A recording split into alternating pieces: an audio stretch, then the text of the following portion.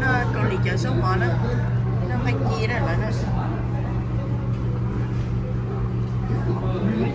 Yeah, I like that one. Yes.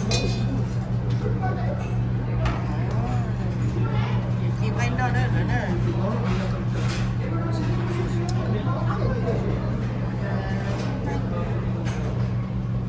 Nó không hát gì đó.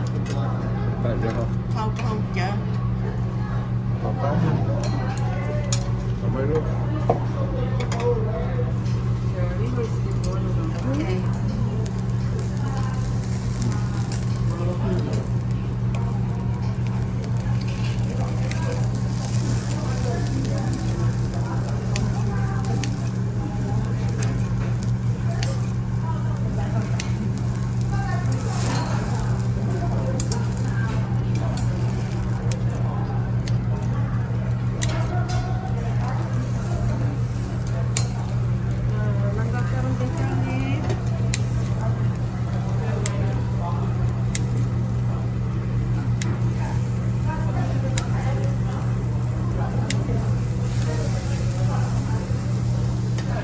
Bring me one soju. One soju? Yeah.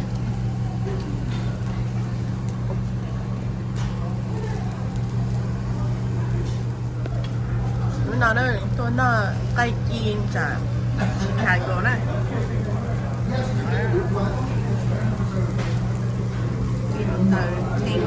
Thanh nữa, rồi lá cổ lì đó.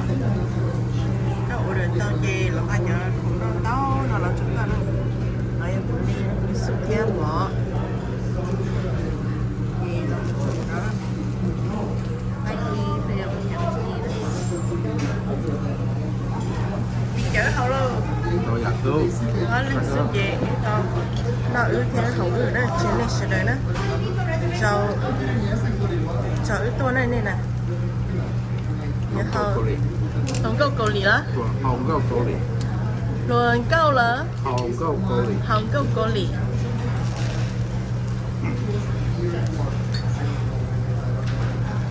Sao bù thao á. Có nào bù nữa là lại.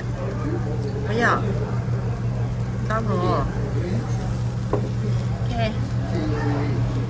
Cha kia. Giờ ô lên học một vị cầu lì là nữa. Cheers.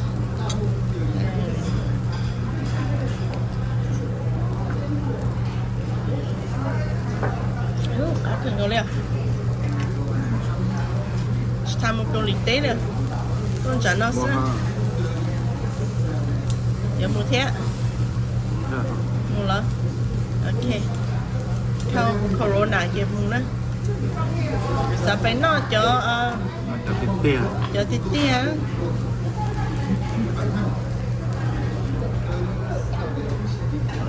Tiền. Nó thật đà. Lúc bà cho nên con nó ba nó ok.